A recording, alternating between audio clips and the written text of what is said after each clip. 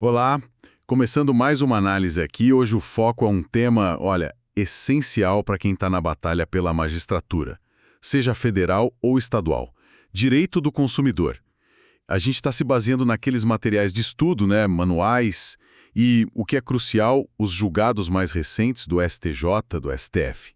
O nosso objetivo aqui é bem direto, sabe? Pegar os pontos que mais caem, as teses, a jurisprudência quente, que costuma aparecer na primeira fase. Otimizar mesmo o estudo. Então, bora lá desempacotar isso. É isso aí. E é fundamental, né? Não basta só decorar a letra da lei do CDC. Tem que entender como os tribunais, principalmente o STJ e o STF, aplicam isso no dia a dia. Os materiais que a gente viu trazem bem essa visão, né? A visão prática. Perfeito. Vamos começar então pela base, pelo começo mesmo. O CDC, ele é sempre chamado de microsistema, né? Mas, assim, isso não quer dizer que ele fica isolado, certo? De jeito nenhum. Ele tem que conversar com o resto das leis, tipo o Código Civil. Aí que entra aquela ideia famosa do diálogo das fontes, né? Que a professora Cláudia Lima Marques desenvolveu tão bem e que está lá no artigo 7º do CDC. Exatamente. Essa ideia do diálogo das fontes, ela é chave para a gente entender como o direito do consumidor funciona hoje.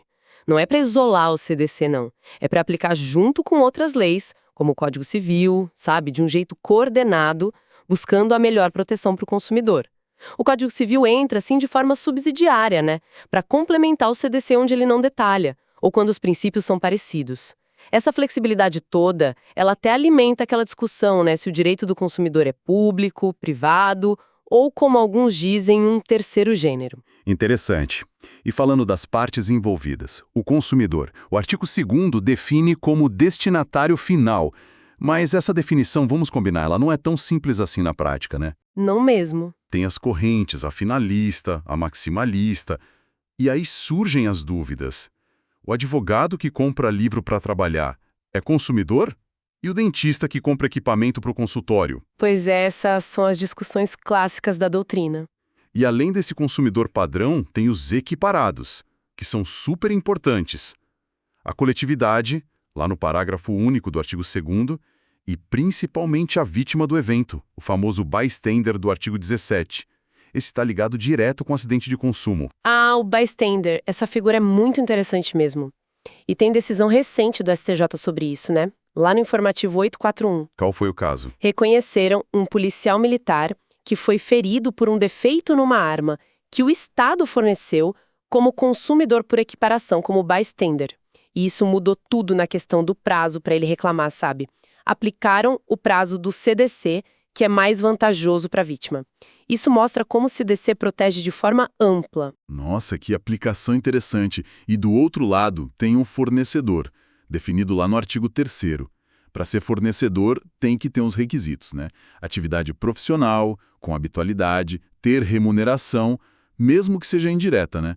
Como dizem os parágrafos 1º e 2º. Uhum. E um ponto importante que está no parágrafo 2º é que não precisa ter intenção de lucro, viu? Isso às vezes confunde. Verdade. Então, uma associação, uma fundação filantrópica, por exemplo, se ela desenvolve uma atividade profissional, habitual, e cobra por isso, mesmo que indiretamente, ela pode sim ser considerada fornecedora para fins do CDC. Faz todo sentido. E tudo isso, claro, está baseado nos princípios da Política Nacional das Relações de Consumo, que estão lá no artigo 4º. Eu destacaria a vulnerabilidade do consumidor, no inciso I, que é a base de tudo, né? Com certeza, é o pilar central. E também a harmonia dos interesses, inciso 3, que buscam o equilíbrio, e a racionalização e melhoria dos serviços públicos, lá no inciso 7. Esse último conversa direto com o dever de qualidade dos serviços essenciais do artigo 22. Isso.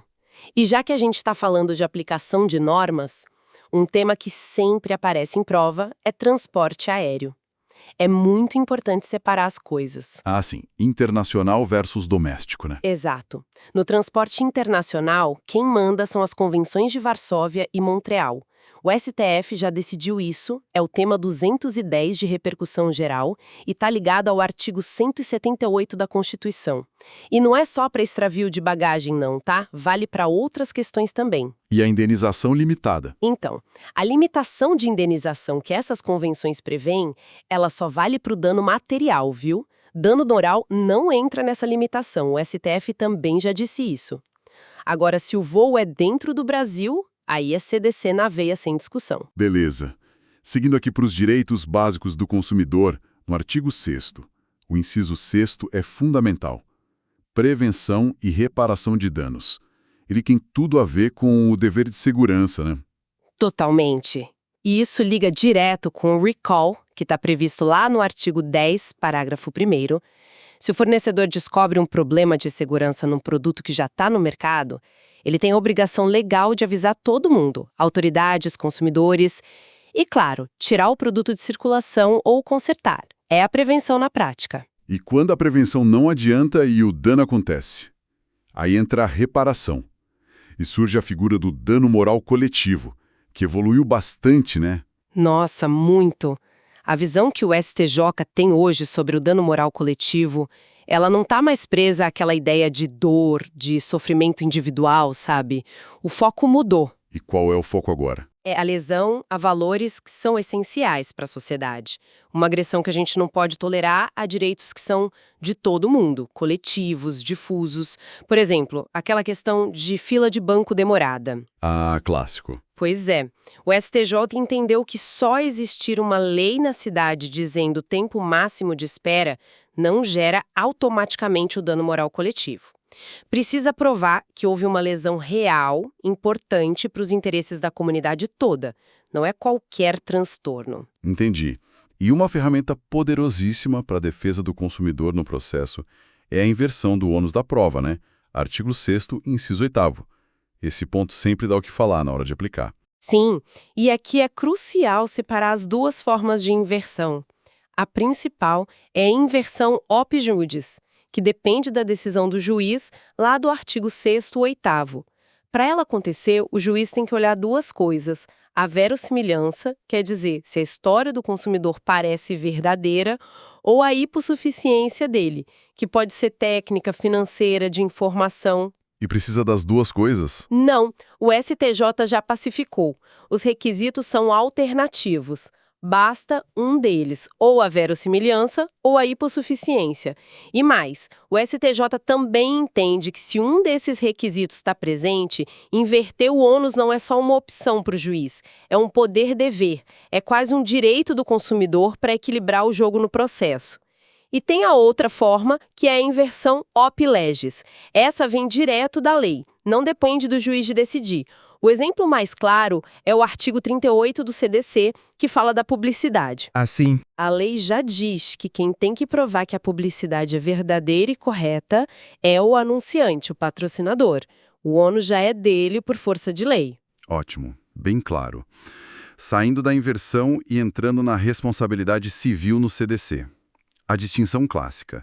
Responsabilidade pelo fato do produto ou serviço, que está lá nos artigos 12 a 14, e a responsabilidade pelo vício, artigos 18 a 20.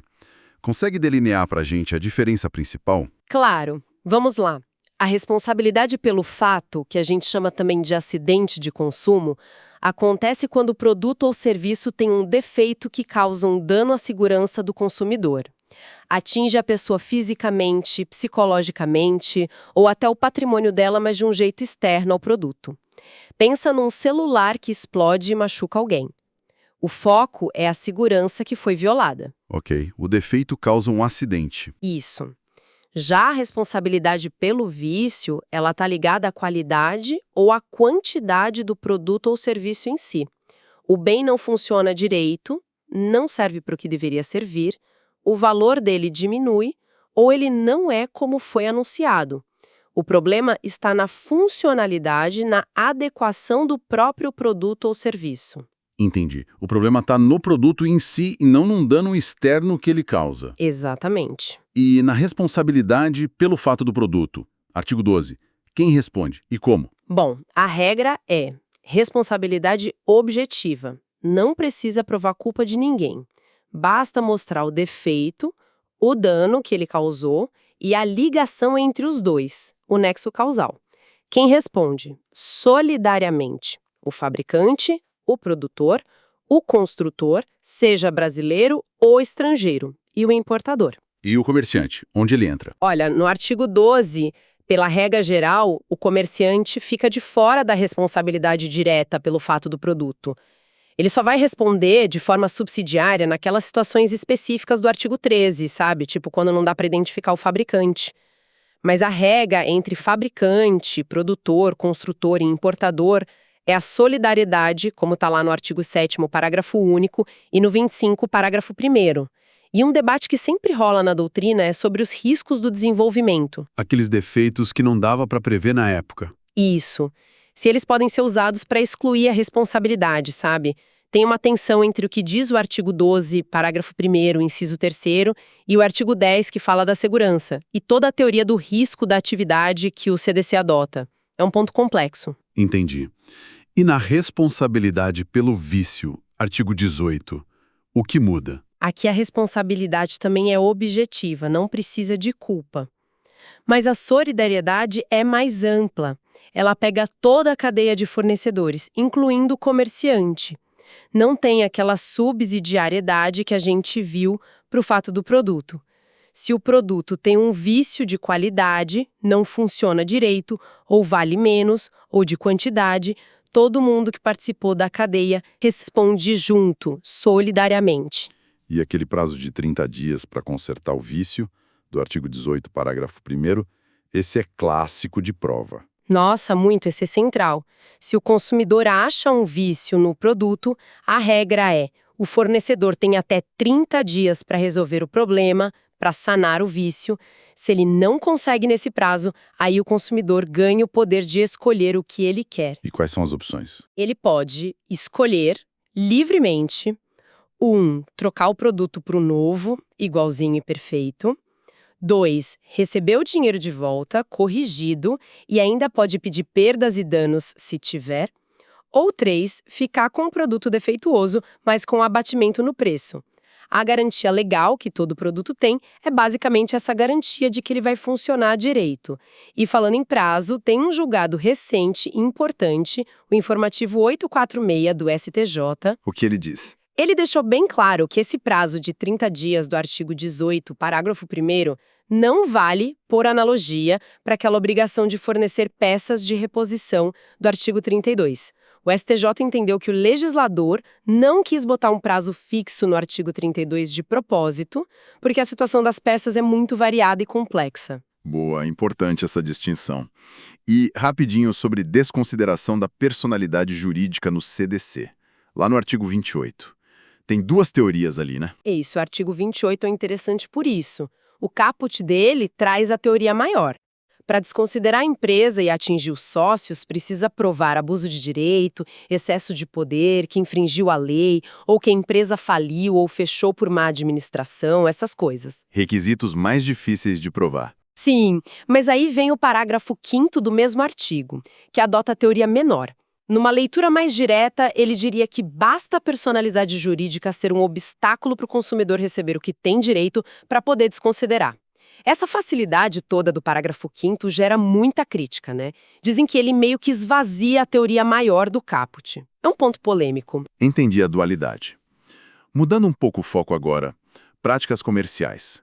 A oferta, no artigo 30.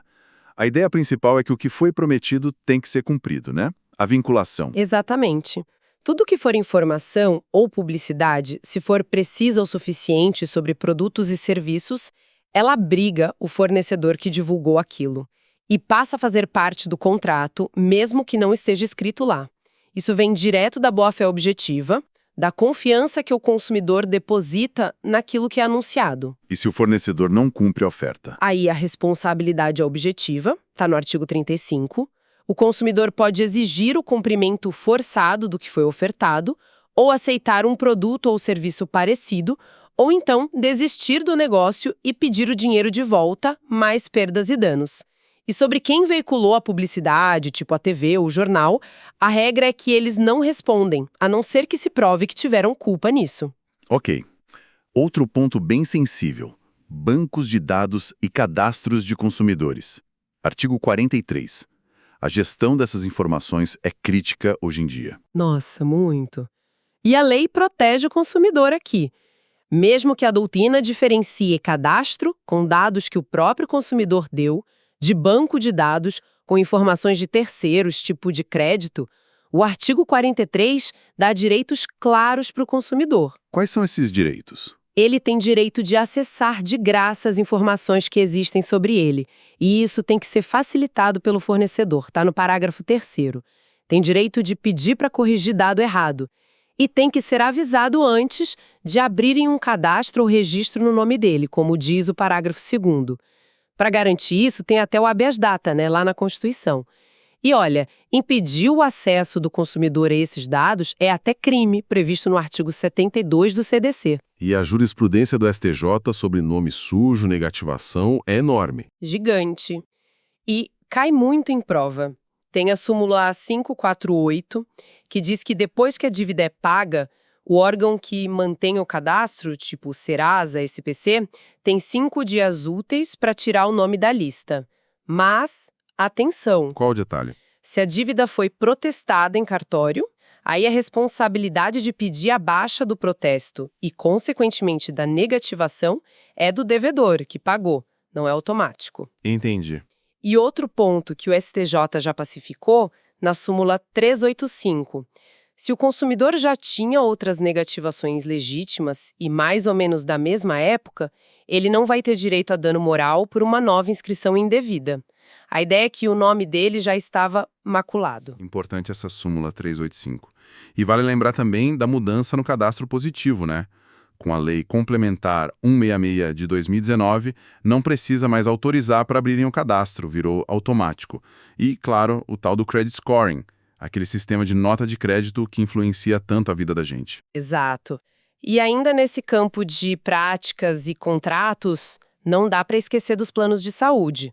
O CDC se aplica a eles e o STJ tem decidido muita coisa importante aí. Verdade. Por exemplo, o informativo 845 tratou de uma situação de cobertura de tratamento que não estava no rol da ANS inicialmente. Se durante o processo judicial o tratamento entra para o rol, o STJ disse que aquela discussão toda sobre se cumpria os requisitos antigos para cobertura excepcional, tipo ter comprovação científica, etc., fica superada.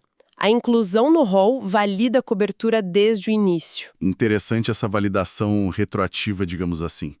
Para a gente finalizando a análise, tem um ponto de contato que é muito importante para quem estuda para a magistratura. A Lei de Improbidade Administrativa, a LIA, né?